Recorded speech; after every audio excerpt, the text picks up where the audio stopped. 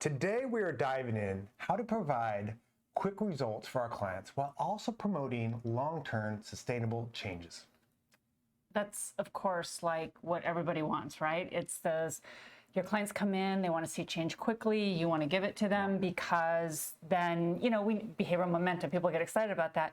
But then also, how do we balance, because we want them to have that sustainable result so that they're not yo-yoing, they're not having to jump from coach to coach, they stay with you and they're happy. Welcome to Becoming the Ultimate Fitness Coach with the Jock and the Doc podcast, where fitness meets behavioral science. Join your hosts, Scott Schutte, a seasoned personal trainer, gym owner, and 360 wellness coach, and Dr. Janine Steester, a PhD behaviorist and expert in all things behavior change, as they share their combined expertise to empower fitness professionals like you with practical tips, cutting-edge topics, and industry-leading guests. You'll learn everything from motivation and goal setting to habit formation and overcoming obstacles. Whether you're a seasoned fitness pro or just starting off your coaching journey, Becoming the Ultimate Fitness Coach is your essential guide to mastering the art of coaching and changing lives.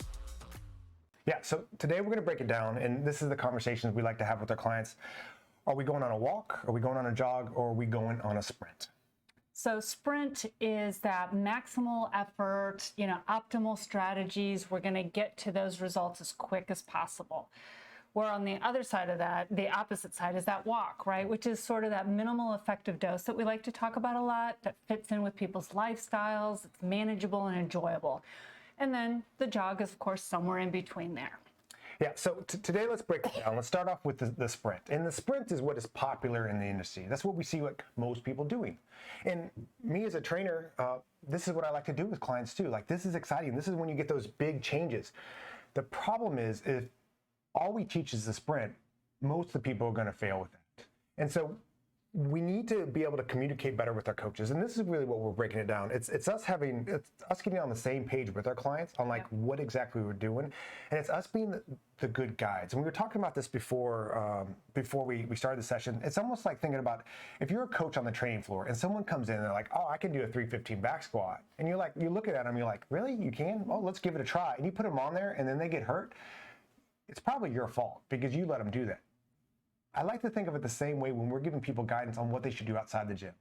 Just because someone comes in, they're like, I'm going to do everything, and you give them the plan that's like, cut out all your drinking, follow these macros, do this calories, do all these different things, and they fail with it. It's you giving them too much. So a lot of times we got to have better communication with our clients and figure out what stage people should be at and understand these stages are going to change throughout their fitness journey. Yeah, because, and we've talked about this before, people come in with what they think they should say, number one, and some people, just by nature, are more optimistic than others, or they're just so excited to make a change that they're like, absolutely, I can do all that. But when it does not happen, and when they fail to do all of those things, we're just reinforcing that cycle where they either view it as they're not able to do this, where other people are that they see, and or it must be you, the coach. So now I'm going to go find another place to go. And all of those situations can be avoided by just having similar language, talking about their lifestyle, talking about what they really want and can do, and how they want that to feel on that fitness journey. So really the two biggest things I look at when I'm agreeing for someone of like, okay, we're going to go on a sprint, is number one, looking at what does the next few weeks, months look like? And so we're setting a timeline, like it's 6 weeks or 12 weeks or whatever it is. And say you got something coming up, like a wedding or a trip, which is great. We can work on that. So it's looking at the calendar of like, okay, what events do we have coming up? Because if there's a lot of travel and there's a lot of family things, a lot of different things like that, that might not be the best time for a sprint. And again, we're trying to set people up for success. The other thing I like to look at is like, what is their experience? What have they done in the past? If it's someone that I want to do on a sprint, that means they have to have some sort of understanding of like how to get protein in. They need to know what the water is. They need to have done some workout before. This isn't someone, a newbie, because a newbie that you're going to throw all these different things on, it's going to be too much. And more than likely, they're going to fail. So really kind of breaking it down of timeline and also experience level before we take someone on a sprint. Yeah, and the other part is our personalities, we might use the same word, but really have our own version of what a sprint is. I mean, you can be like, hey, sprint is you're doing a lot really fast, and the client's like, absolutely, I'm on board for that. But you ask them what all of that and pretty fast is, and you realize like, oh, their fast might be your walk. Yeah. Or vice versa, whatever it is. And then, of course, there are also the personalities that almost need that sprint. They'll tell you, like, if I'm not all in, I just end up being all out. And so we need to have some conversations about that of, okay, how long can we do this sprint? And then what are we going to shift to? Because if I'm an all-in person, we know you can't be all in on something all the time. So now we need to plan for the pulling back out of that and kind of taking a break from that. Yeah, and so let's jump to that walk. This is what more we talk about is that minimal effective dose. And go back and check. We dive really deep into this, but we're talking about like what's the least amount that you need to change to actually see some progress moving forward. And the reason we talk so much about this is because very few people in the industry talk about this. It's more about this, okay, all-in approach to see that. And it can work, but if we don't have this walk approach too, we're going to miss out on the people that aren't all-in people, the people that are very busy with their work and with their kids and with all these different things. And then we also need this for the people that are the extreme people, because we see these extreme people in these big transformations, but if you follow them for enough time period after that transformation, they end up going exactly the way they were before. And so if we can figure out this walk so they can still see some progress, like we're going to see a lot of great results there. And a couple key things on that too is it makes it feel approachable. Yeah. So for example, a lot of us hear about billionaires. I would say by and large, a lot of us don't feel like that's probably going to be attainable in our lifestyle. Like it's just not who we are or our world or whatever. It just seems so far away. It just seems so unattainable. And when it comes to fitness and health and wellness and things like that, we want it to feel attainable to most people.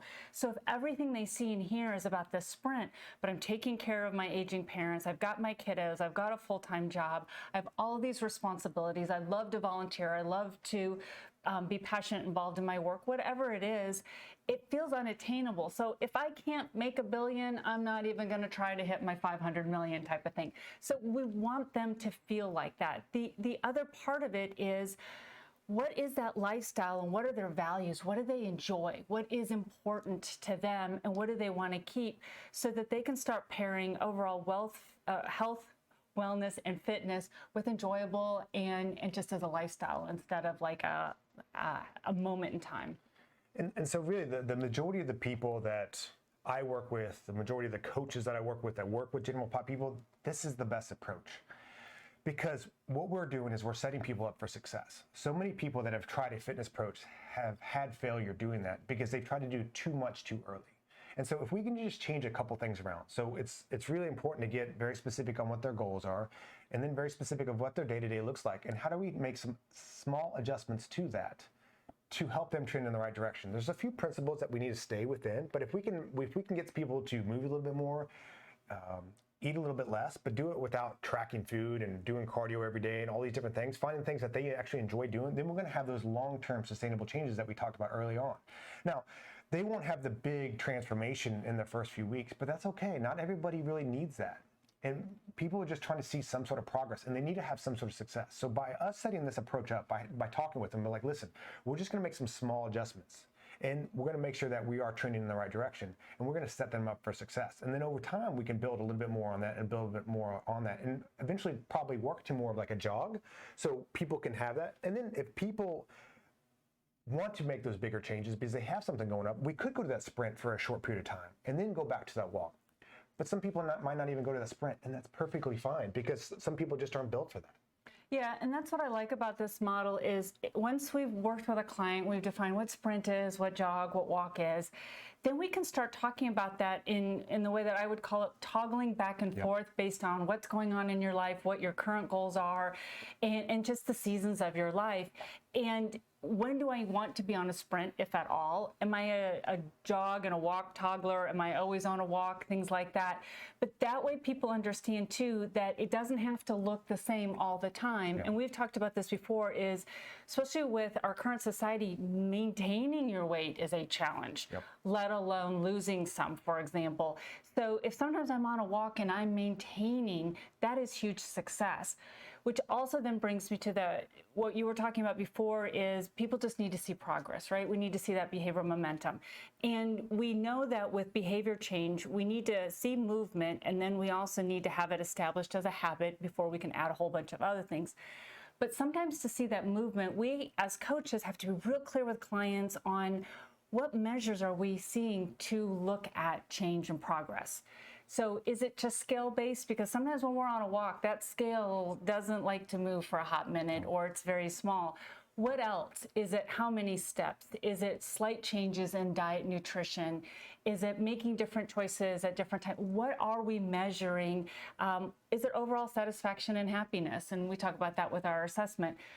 But making sure that you have that mutual understanding of what progress looks like, and that will help any of these phases work and feel a whole lot better to people. And you talked about this earlier, but like being very, very clear on what this walk, this jog, and this sprint means, because I'll have some clients coming in, and most of them are a little more ambitious, a little bit more, what's the word I'm looking for? They Excited, eager, optimistic. Optimistic is the word I'm looking for. They're very, very optimistic on what they can do, because most of them are like, oh yeah, I want to sprint. I'm like, okay, to me, a sprint is no drinking alcohol. And they're like, whoa, I don't want to do that. I'm like, okay, let's talk jog then.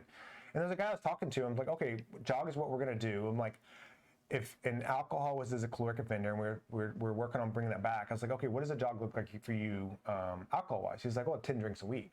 And I'm like, wow, that's a lot. But if he's going from 20 drinks to 10, that's a big change. That's definitely a jog for him. That is definitely a jog for him. Yeah. Now, someone that's not drinking at all and going from 0 to 10, like that is a massive gain on there. But the thing is, like, that's why it's so important to be very clear, and that's why we like to have these conversations. We're big on not having them on the floor. We're having one-on-one conversations because we need to be very clear on what the goal is. We need to be very clear on what the direction is that we're doing out this. And then, like what we're talking here is a lot about just intensity. What's the intensity of that we're working on right now? And so much of that intensity depends on what we're currently doing and what does our outside, environment look like in the near future. And we need to have these talks on a regular basis because they're going to change. Someone might start off as a sprint, and then there's a family member that gets sick or something at work blows up, and they need to go back to a walk. But it's very important that we're here to help guide them so they go from the walk versus just lying down and not doing anything. And that's what we see so much of this sprint to nothing. And we want to be there to help guide them on whether we're walking, jogging, or sprinting. Yeah, and I think one last part that I'll also mention is, at least in my mind, and we haven't talked about this, but thinking you're going to agree with this. We'll see. We'll see, right? Is sometimes a sprint also might be like, this is what I'm doing during the week. I'm more on this sprint, and I might be jogging on the weekend because I'm in the at the ball field all weekend for some tournament with my kiddo. So the sprint might not be working out on that particular weekend, but I might be sprinting Monday through Friday as long as I'm just not falling completely off. But I might toggle back and forth even during small things. But as long as I'm mindful of that and kind of thinking about, as a client, what phase I'm in and what that might look like, it feels more doable, but I can still, if I have this goal and really get going on it, still maintain part of that sprint. So being creative, being thoughtful about timing, and not just having one model in mind, I think is sort of one of our themes here. Yeah, and it's just getting you both on the same page, because if you, the coach, is thinking sprint, and they're thinking sprint too, but their sprint is a completely different definition, and you guys come to meet again and go over like what the measurements are, the changes, like it's just big on like just communication here. And so, when she's talking about like sprint during the week and maybe walk during the weekend, that can definitely work for the right person at the right time for a certain period of time. But there might be a point of like, we've gone so far with that.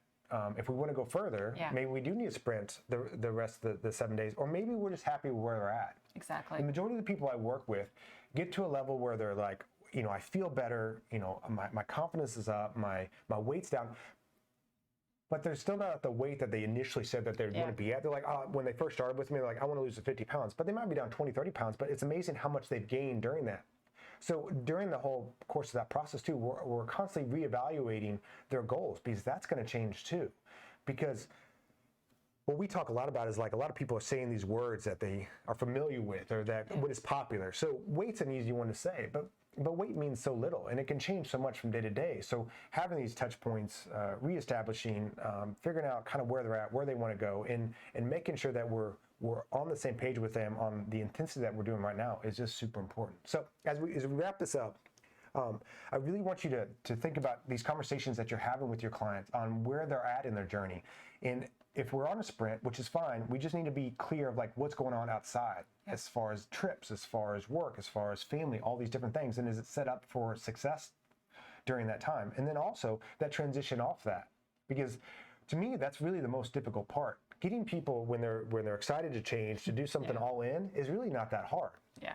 But to help them maintain that sprint for a longer period of time and then transition off that so that they can keep the progress they made, to me, that's the difficult part. And that's what our main job of coaches is to do. So we'd love to hear whether the sprint, jog, walk paradigm kind of fits with you, how you coach and work with clients, what your thoughts are, or anything else that you would like us to discuss. Pop it in the comments or connect with us on social media. See you next time.